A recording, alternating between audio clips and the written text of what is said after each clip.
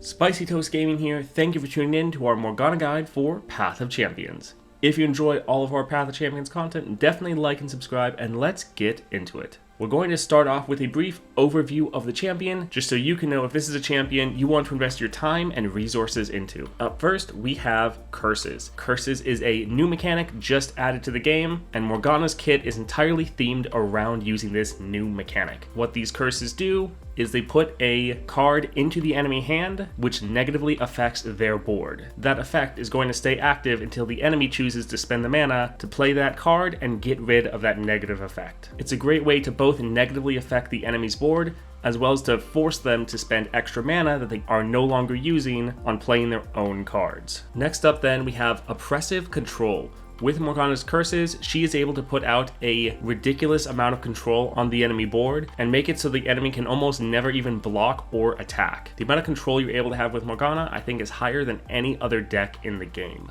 You'll quite often have matches where the enemy is never even able to block or attack a single time throughout the entire match. Next up then, we have passive removal and nexus damage. Part of Morgana's star powers allow her to passively deal damage to the enemy units as well as the enemy nexus, just by doing what you already want to do, which is control the board. You can somewhat think of it similar to Yasuo's removal when you stun an enemy, except much more powerful and consistent. Last up then, we have Slow but Strong. Morgana actually is a fairly slow champion, which normally is a bad thing for Path of Champions, but they've been able to give her enough strength that even if your games go on a little bit longer than most others, you never feel like you're actually going to lose the game. She can struggle to close the game, but not to win it. Alright, that's it for the brief overview of the champion. Let's go in game and better explain some of the points we touched on here. Alright, in game now, you see we have Morgana at level 30 with those 3 stars. Let's actually start off with her star powers. So up first we have when you target an enemy, so that can be from a spell or a skill or just when you play a unit that has a targeting effect. So when you target an enemy, curse it with shackles. So this is just going to be her first star power right here. So let's dive a little bit more into how these curses work. So as you can see right here, applies a negative effect as long as it is in hand. Multiples of the same curse on a unit combine, increasing their cost and effect, and it cannot be targeted in hand. That means the enemy can't discard these curses from their hand unless they use an ability that just like discards their entire hand, but they can't use a specific discard card to get rid of these curses. So the main curse that Morgana is built around is these shackles. So you see right here, it's baseline a 2 cost. While I'm in hand, the cursed unit is immobile. So that means it can't block or attack. So this is a very powerful effect, and it gives you a great amount of control because it functions similar to like a stun where the enemy just can't do anything until this curse is removed. Now, if you curse the target multiple times, then it'll just increase in cost by however much your curses cost. So if you curse it twice, then this would be baseline a 4 cost. And that's how much mana the enemy would have to spend in order to get rid of this curse. Now, this is also focus speed, so it can only be played outside of combat or when no other spells and skills are pending. Happens instantly and allows you to continue to play other cards. The important thing here is it can't be played in response to other spells, skills, or attacks. So if you attack the enemy and they have a unit that is currently shackled, they won't be able to play these shackles to free up their unit, even if they have the mana to do so. So that is a very powerful effect, especially since you can attack and trigger a spell at the same time, targeting the enemy and giving them those shackles. There's a lot of ways you can abuse this to make sure the enemy has nothing they can do to counter you. So this is just the first star power, this part up here. When you target an enemy, curse it with shackles. There's a lot of different ways you can target enemy units, and so this gives you a massive amount of control. And then the third star power is just this part down here. Increase the cost of enemy curses everywhere by 1.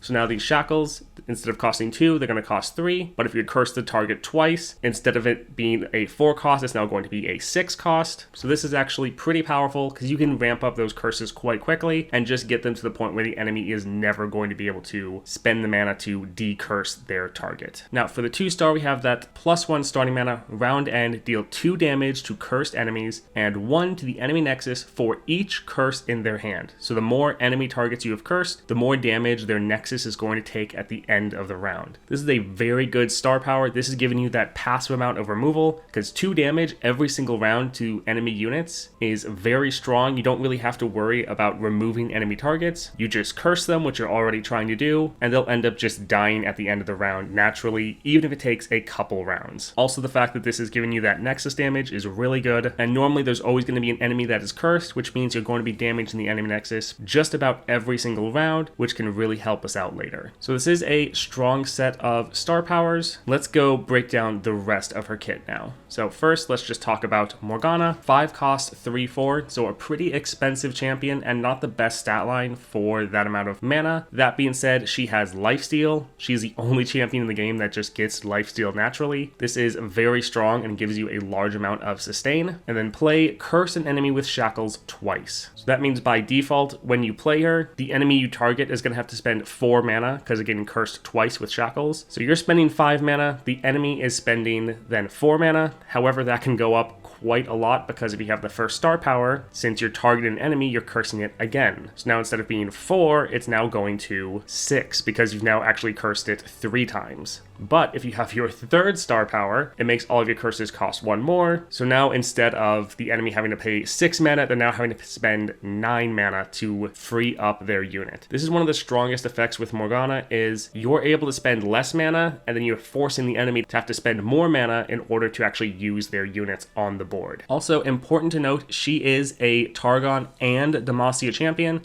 So she'll work for both regions when there is a adventure that requires you to win with either a Targon or a Demacia card.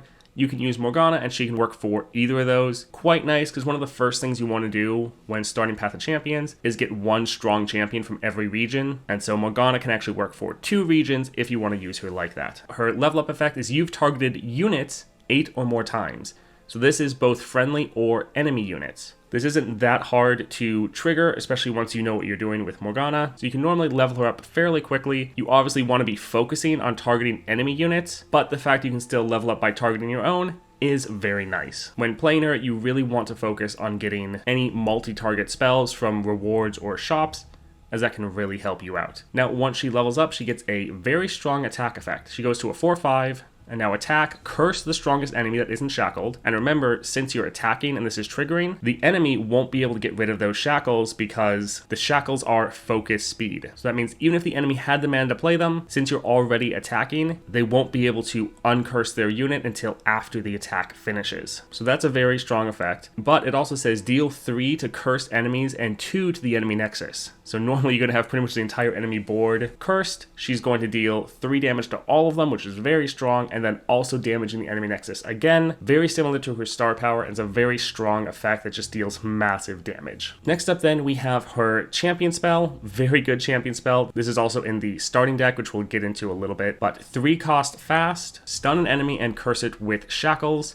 And then since this is her champion spell, it also creates a Morgana in your deck. Now this is really good because you're spending, again, 3 mana, you're stunning an enemy, so even if they could get rid of your shackles, they're still stunned, but then you're also cursing it with shackles. So if you don't have any star powers on her at all, you're spending 3 mana, and the enemy is having to spend 2 mana to try to unshackle their unit. But if you have your first star power, then since you're targeting the enemy, they're getting cursed once, so that's 2 mana. But then they're getting cursed again from the spell, so that's 4 mana. So you're spending 3 mana, the enemy's having to spend 4 mana, and then obviously this gets even crazier if you have your 3rd star power. Also important to note that Morgana's star powers and these curses, they go through spell shield. So since you're just targeting the unit, and you're not actually doing a spell or a skill, they're still getting cursed. So here, if you use this on a unit that had spell shield, even though the stun and shackles from this spell would get blocked by the spell shield, the fact that you're targeting them from your star power, those shackles would still go through, and so you're still able to essentially go around spell shield and control the enemy board, and there's really nothing they can do to stop you. All right, let's go take a look at her starting deck now. So up first we have the Solari Soldier, and you get tough from that chain vest. So 1 cost, 2/2, Daybreak, give me 1/1 this round. It's an okay card, like it's a fine 1-drop, not really amazing since it's not doing any sort of targeting, but it's just a solid unit. Next up, we have Hush. Now this is a very, very good card. So 2 cost burst, silence a unit this round, and you get that elixir of skill, so you get a draw 1. Now silencing a unit, remove all keywords, abilities, and ongoing effect. Doesn't affect damage or subtype. So what this is able to do is if the enemy has some big buffed units, you use this on them and it essentially resets them back to their base form. This is really good for Path of Champions, especially against some of the tougher opponents, such as against Aurelion Sol, where all of his units are getting like double the amount of stats. Being able to play this and reset those units, and especially champions, down, because this is just silence a unit, so that includes champions. This is a very powerful card and it can really help you win a lot of engagements. But even regardless of that, it's just a 2 cost burst speed, target an enemy. So just using this to throw some shackles on a target and curse them is also good. Very powerful card. Great to have it in your starting deck. Next up then we have Shield Vault. So 2 cost slow, grant an ally 1/1, and stun an enemy. And later you get the Hextech Fabricator and the Ardent Sensor. Some decent upgrades. Now this is good for a couple reasons. One, this is targeting 2 units, because you're targeting an ally and you're targeting an enemy.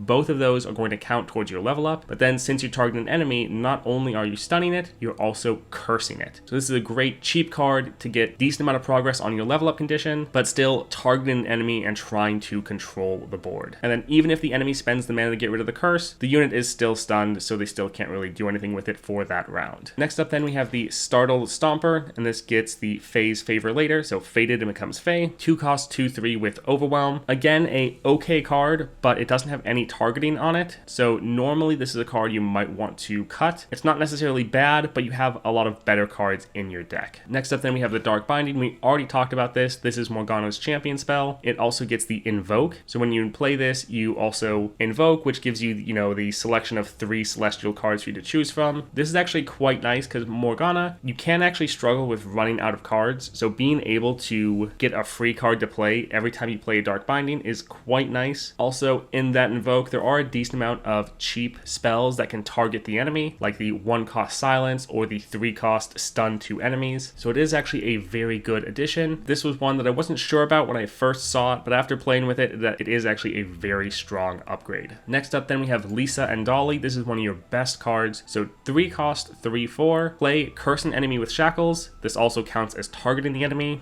So if you have your star powers, you're essentially cursing it twice. Has Studded Leather, so it has that 1/1, and then Crystal Carrier. Round start, get an extra mana gem. You normally want to play this as soon as possible, both for cursing the enemy as well as then helping your ramp. A very, very good card and just a great addition to your deck. Next up then we have Blinded Mystic, another great card. So 4 cost 5/4 because of that phage. Play grant an ally 1/1 and silence an enemy follower. So again, this is targeting 2 units. You're targeting one of your own, and you're also targeting an enemy. So again, that's 2 for your level up condition. And then both of these are permanent effects. So grant an ally 1/1, so permanently buffing their stats, but then silence an enemy follower. So unlike Hush, it's not just silence an enemy for this round, this is permanently silencing that unit, so any buffs they have are just essentially gone, and that unit is reset back down to its base stats without any of its strong keywords. Now note that this one only targets enemy followers, so you can't use it on champions, but it's still a very strong card. Then we have Morgana at a 5 cost, and then we have Mahira, Aspect Ascendant. So 8 cost, 9/9 with that Colossal Hammer, Overwhelm, and then play curse 2 enemies with shackles twice. So even though you're spending a large amount of mana, you're essentially making it so 2 enemy units are just going to be unplayable for the rest of the game because you're targeting 2 units, so they're getting cursed, and then this is already cursing them twice, so essentially they're each being cursed 3 times. So even though you're spending a lot of mana, you're essentially making the enemy spend even more. Now, normally this would just be a completely garbage card in a lot of other decks, just because it's too expensive. But for Morgana, your games can go pretty long, so you actually will be able to play this a decent amount of times, and it can function as a great game finisher, because you're throwing down this big unit, you're making 2 of the enemy units essentially unplayable for the rest of the game, most likely, and then with that Overwhelm, even if it gets blocked, it's still doing a large amount of damage to the enemy. Now, if you're able to consistently end games before you can play this, then yeah, you probably want to cut it, but it's actually not as unplayable as you probably would first expect. So that is your starting deck. It is pretty good. There's a couple cards in here that don't do any sort of targeting, but you still have a good amount of cards that do, and overall, this deck really synergizes well with Morgana's game plan, as well as your star powers. Let's go look at the champion level ups just so you can see what level you're going to get these items at. So up first, the Startled Stomper gets that Phase Favor, faded and becomes Fey. Not really that great of a item, like it's fine, but not that big of a deal right here. Next up, Shield Vault gets that Hextech Fabricator, so it gives you a common item. This actually can be quite good because that common item can be either Overwhelm or Spell Shield in addition to a bunch of other effects. So the common items you get from this are surprisingly good. Next up at level 6, the Solari Soldier gets Chain Vest. This is actually a pretty good upgrade, especially for a 1-drop, because this will give this unit a lot more survivability and will really help be able to block a lot of early aggression by the enemy. That being said, as Morgana, you normally are completely controlling the board so the enemy can't attack or block anyways, but especially when you're first leveling up, before you get to that point, this unit can really help you out. Next up at level 9, Lisa and Dolly gets a Studded Leather, so 1-1. Pretty solid, giving them then a good stat line for their cost instead of a pretty bad one. At 12, Dark Binding gets that standard star chart. Pretty big upgrade, really nice to get that, especially fairly early on. At 15, Hush gets that Elixir of Skill, giving you a little bit of extra draw, and that is something Morgana can struggle with. So getting both that Invoke and the extra draw is quite nice. Next up, 18, the Blinded Mystic gets that Phage. So again, taking them from a pretty mediocre stat line to actually a pretty solid stat line. Then at 21, the Aspect Ascendant gets that Colossal Hammer, taking them to a 9-9. Next up, 24, Lisa and Dolly gets that Crystal Carrier, so round start get an extra mana gem. That is really important and a very strong upgrade to get. Next up then, at 27, Shield Vault gets that Ardent Sensor, grant the top ally in your deck 3-3. Now this is something you're going to be able to play very early in the game, and so with that Ardent Sensor, you're probably going to be able to play whatever unit gets that buff, and that can really give you an advantage in that early game. And that's it for the items you're going to get on your starting deck. Let's go discuss what relics you might want to use on your Morgana. Now, just as a disclaimer, there's a lot of different ways you can build Morgana, so while I will be highlighting some relics I think work quite well, definitely experiment and find what you like to play with. Just because I don't mention a relic doesn't mean it's necessarily bad or unusable. I'm just going to be going over the relics that I found to work quite well on her. So up first, we'll talk about the relics I'm using first. Packed Powder, this is surprisingly good on her. So it is an epic, so I know not that many people will have it, but Plunder, I cost 2 less. Now that can actually be quite nice for Morgana, since getting her on the board earlier, some of these other relics can also start triggering faster. Also, she's a pretty bad stat line for a 5 cost, but being able to play her for a 3 cost suddenly makes this stat line much better. So that Plunder, I cost 2 less. That is nice. It's not necessarily something you have to get off though, so even if you can't trigger that Plunder effect, the second part of the relic is actually the reason why we're using this. So I have 1-1 for each different round you've damaged the enemy nexus. Now with Morgana from your star powers, you're damaging the enemy nexus almost every single round, and so being able to get 1-1 every round for your Morgana really turns her into a very large scaling unit. And so again, it takes that pretty mediocre stat line into one that is very powerful. And with that lifesteal effect, that is very strong. You don't want your Morgana being taken off the board, and so being able to buff her up just from this relic is very nice and make sure that the enemy can't close out the game, since you can constantly just heal up with lifesteal if they are somehow able to put the pressure on you. So this is a relic I was pretty surprised by, but I think it actually works out quite well. Next up, we have the Grand General's Counterplan. Round start, create a fleeting copy of me in hand. So this triggers when she's on the board, and then since she's on the board, the extra copy of her is going to be turned into her champion spell. So that is the Dark Binding we've already discussed several times. Being able to play this every round to stun and curse enemy units, as well as getting then that Invoke, so you have another card you can potentially play. This is a very strong effect. Grand General's Counterplan is one of the best relics to put on her, and then pairing that with the Archangel Staff, round start, refill your spell mana. That means you'll always have mana to play your champion spell. Another great relic to combo together. And remember, because of the Packed Powder, we might be able to play Morgana for just 3 mana, so we can get her on the board a couple rounds earlier, which means both of these will start triggering earlier. This is a very powerful combo and really my go-to whenever I'm playing Morgana. Now, as far as epic relics, the only other ones I would really try would maybe be Echoing Spirit. Game start, create 7 copies of me in your deck. Champion spells cost 1 less, so you are playing her champion spell very often, so making it cost 1 less would actually be pretty good. And then always making sure you have a Morgana in your opening hand. This is one that could be decent, probably wouldn't be best, but would be worth testing out, which unfortunately I can't do quite yet. Next up then, Portal Pals could be decent. So when I'm summoned, create 2 random 7-cost units from your region, and then reduce its cost by my base cost. So your base cost is going to be 5, even if you play her for like 3 mana, because your base cost is 5. So you get 2 large units that would have a heavy discount on them. So that could be decent. In general, though, I don't think most of the other epic relics actually work out that good on Morgana, which is actually nice, the fact you don't feel like you need to play with an epic to get the most out of Morgana. Although that being said, I do think Packed Powder works out pretty well. Now for some other rare relics, Chemtech Duplicator. When you play a spell, if you have 6 or more mana gems, copy it with the same targets. Now with Morgana, you're normally going to be hitting that 6 or more mana gems, and so this effect will trigger, doubling all of your spells. This can be good, however I find that normally you're going to be playing your champion spell with that invoke, having that go off twice, so you're essentially getting 2 cards every time you play your champion spell. That's normally just going to fill up your hand, and you're going to have too much card generation, where cards will just start getting obliterated because your hand will be full at 10 cards. Also, normally the enemy units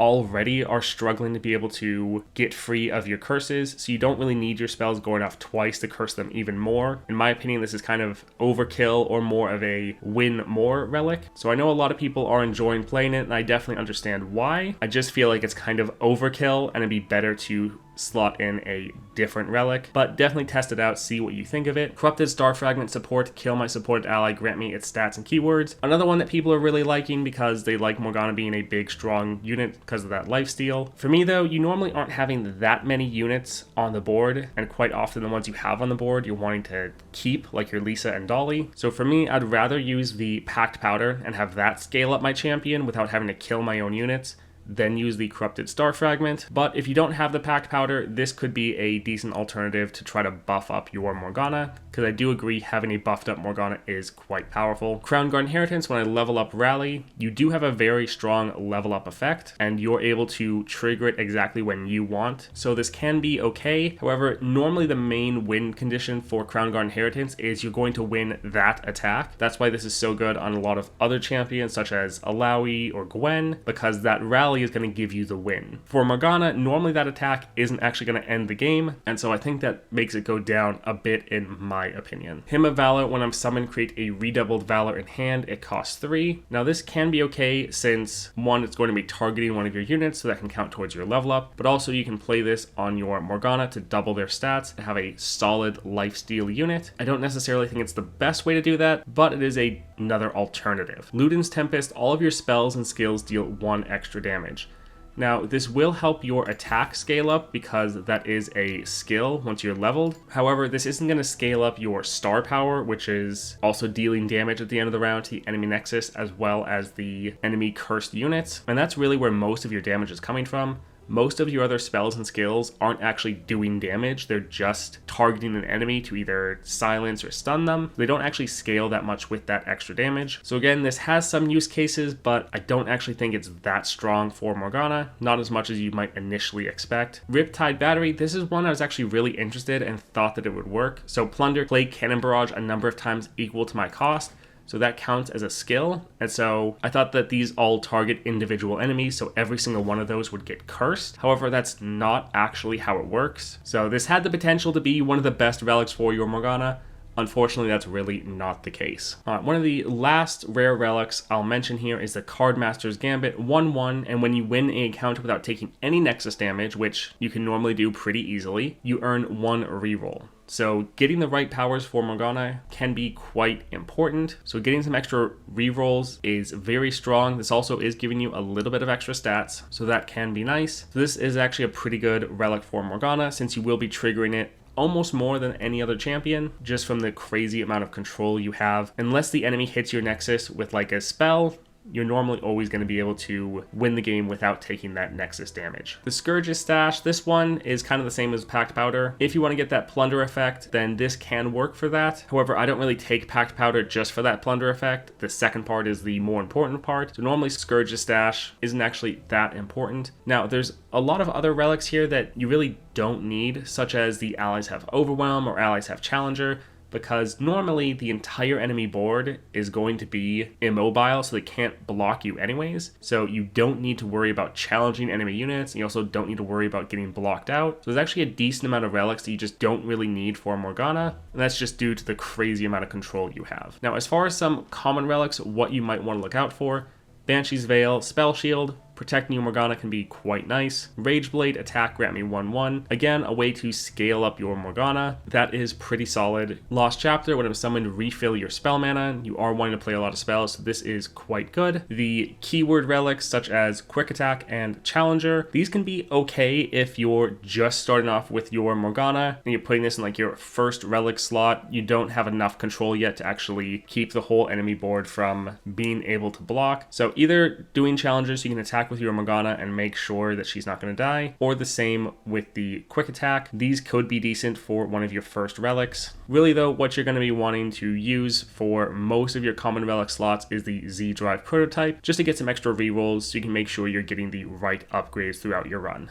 That's it for Morgana. In my experience, there's not as many relics builds for Morgana as there are for many other champions. There's a couple relics that work really well with her, and then there's a lot of others that just really aren't needed. But again, definitely experiment and find what you like to play with her. That's one of the great things about Path of Champions. There's so many different ways that we can play with the champions, that we can all have our own way of enjoying a certain champion. All right, let's move on to talk about what powers you might want to look out for, as well as what support champions work well, cards to find in shops, and then finish up with her rankings overall as a champion. All right, taking a look at powers here. Up first, here on the left, we have Domination Round Start Rally. This is quite a good power. Games already kind of go on a little bit too long as Morgana, so being able to attack every round is very good, especially because normally the enemy won't be able to block you, and Morgana has a very strong attack effect, so this actually is very nice.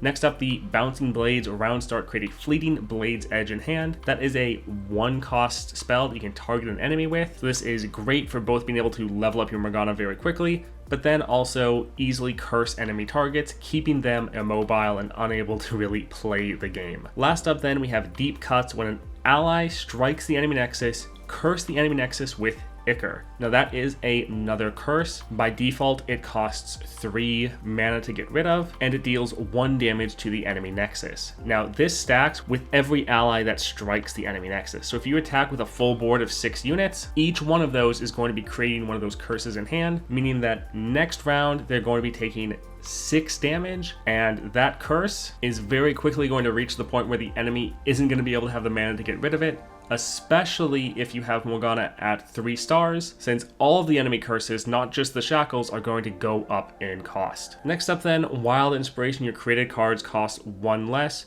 This is really good because you're normally going to be using the Grand General's counterplan, so you're going to be creating a copy of Morgana's champion spell. Now that spell, once it goes off, it's also invoking, which is creating a celestial card. That will also count as a created card, so you're actually getting a good amount of benefit from this Wild Inspiration, especially if you have the Grand General's counterplan. If you're not using that relic, then this definitely goes down in value. Next up then, we have Sorcery, Round Start, refill your spell mana. Another great card to have, just always having the freedom to spend all of your mana every round if you want. You don't have to worry about banking any for next round, and you are playing quite a bit of spells, so always having that little bit of extra mana is quite nice. Now again, if you're running with Archangel Staff, where Morgana's already doing this when she's on the board, then yes, this does go down in value a little bit. But that being said, with Sorcery, you don't need Morgana on the board, so if you're having an unlucky game where you're not drawing her, or if she gets taken off the board, then you're still having this trigger, and this can trigger in those first couple rounds where you don't yet have Morgana on the board. Even if you're running with Archangel Staff, it's still decent, but it definitely does lose a little bit of its value. Last up for this slide then, we have Spellslinger. All your spells cost 1 less. You are playing quite a bit of spells, so getting all those to cost 1 less is quite nice. Last up then, Gearing Up. Game starts, summon 2 armed gearheads. Those are 2 units that have augments, so when you play a created card, they get 1 power. You are playing a good amount of created cards, so these will be able to ramp up quite nice. Also, just having some units on the board at the start of the game is really good. And then if you're running one of the relics that gives you cost reduction on your Morgana, if you plunder, this is really good because you can just immediately attack at the start of the round. The enemy normally won't have enough units to block you, so you can immediately trigger that plunder effect and try to get your Morgana on the board very early. Next up, we have the Arumi Shield. When you play a spell spell, heal 1. If it was elemental, heal 2. Again, you're playing a whole bunch of spells, so this will be giving you a good amount of sustain. If you're playing a higher level Morgana, then you'll probably need this less, since the enemy won't really be able to attack and deal a lot of damage to you anyways. And then you also have your Morgana giving you some sustain through that lifesteal. So if you're a higher level, you probably don't need this as much, but this is one that when you're first starting out, if you're not able to control the board as much yet, and the enemy is still attacking and hitting your nexus, this can really help you give a nice amount of passive sustain. Last up then, flexible game plan, game start, draw 2. You have some very important cards that you want to be playing as soon as possible, so making sure you're drawing those cards at the start of the game is actually quite important. You have ones like your Elisa and Dolly, where you can target an enemy, curse them with shackles, which is great for getting enemy units off the board at the very start of the game. And then especially once they have that crystal carrier, you really want them on the board, giving you that extra mana. This can actually help you out quite a bit. All right, next up, this is going to be a little bit interesting. We've never done this in one of our guides before, but I thought I might cover some powers you don't need. So some of these powers might still have some use cases, but in general, they're probably not as good as you would initially think, because normally these are very good for other champions. Up first, we have Crush. Allies have Overwhelm. Normally, you're not getting blocked at all, and so you don't need that Overwhelm since they don't have any enemy blockers. Hold them off. Now this is both hold them off and hold it. So round start Frostbite the strongest enemy, or round start Stun the strongest enemy. Normally, you already have enough control that the enemy is immobile and can't block or attack anyways. So I never really found a situation where I needed even more crowd control than what I already have. Slow but steady. When you play a slow spell, copy it on the same targets.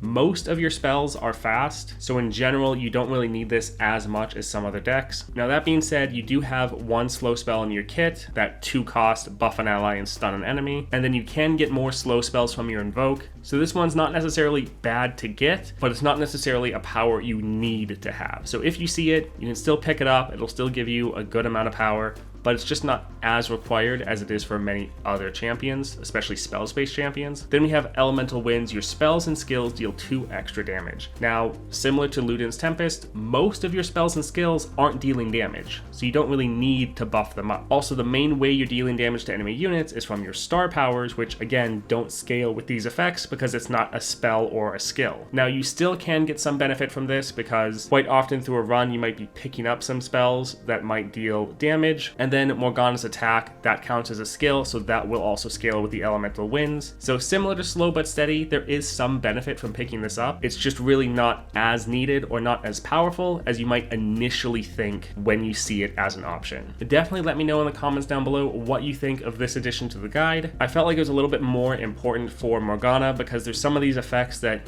you initially are going to think are very powerful, but then you actually realize that for some of them, they actually give you no benefit at all, or some of the other ones, even if they give you a benefit, it's not as powerful as you would immediately assume. So if you want me to try to do this for other guides, definitely comment down below. Moving on though, we have support champions. As always, this isn't an exhaustive list of every champion in the game and whether or not you want to get them for Morgana.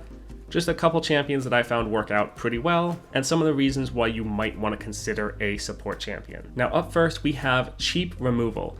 Now, you don't necessarily care about the removal itself, it's just that removal spells are targeting enemy units, and so being able to have a cheap spell like a 1 or 2 cost that's able to target one or potentially even multiple enemy units to get your curses off, that is really nice to have. And then next up, spells with multiple targets.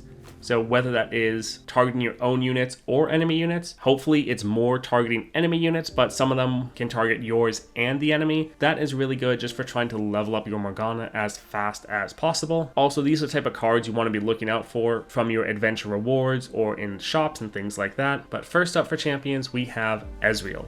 Now, Ezreal has a whole bunch of removal spells, and he can even generate more when he hits the Nexus and makes a Mystic Shot, and then his level up condition is also targeting enemy units, so he pairs amazingly well with Morgana. Next up then, we have Nami. She also has some cheap spells with multiple enemy targets. Both of these are also fairly cheap champions, and then with Nami, when you're playing all your spells, she will be able to buff up all your units, making them hit a little bit harder, so she can also help end games a little bit faster. So when you're evaluating evaluating champions, try to see if they have some synergies with spells, and if they come with some cheap spells that can target enemy units. That is wonderful. Next up then, let's go take a look at cards to look out for. So up first here on the left, we have Divine Draft. This does pop up fairly frequently for Morgana. The majority of my runs, this popped up as an option somewhere throughout the run. So 2 cost slow, deal 1 to an enemy or the enemy nexus, and 1 to another. So you're able to target 2 enemy units with this. Now it came with a predict, which is fine. You don't really care about the predict itself.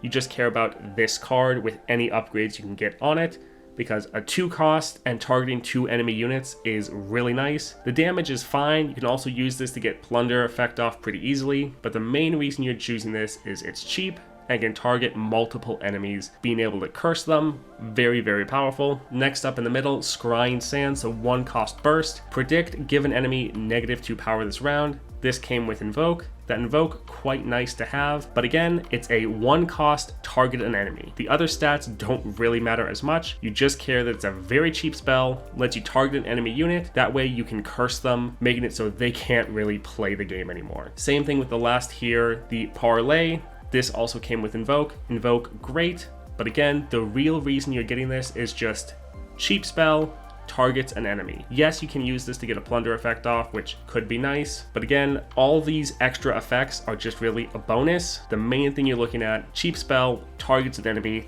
This is helping you level up your Morgana, as well as cursing the enemies. So this really shows you the type of spells you're looking out for from your different adventure rewards or shops. If you see any of these types of cards, definitely ones to consider buying, as they're great additions to your deck.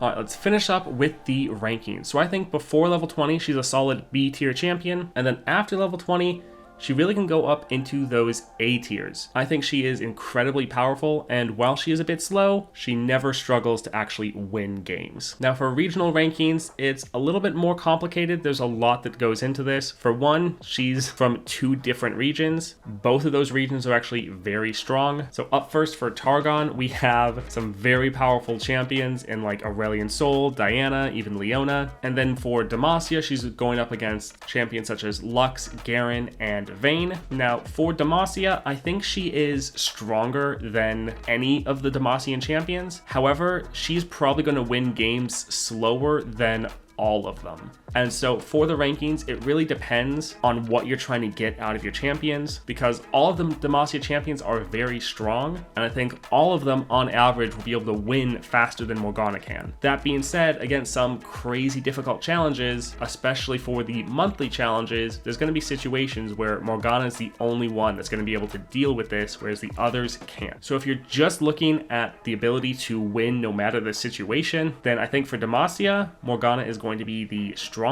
However, if you care more about being able to get through adventures quickly and still having a very strong champion, then you probably want to choose any of the Demacia champions over Morgana. Now for Targon, it's a bit different. One, it has Aurelian Soul in there, which is just the most broken champion in the game. You also have Diana. Now Diana is going to be great for being able to end games very quickly. She's a really aggressive early champion, and so I think there's going to be situations where Diana is going to be the better pick over Morgana. However, there's also going to be some very difficult challenges where Diana won't be able to just rush down the enemy really quickly.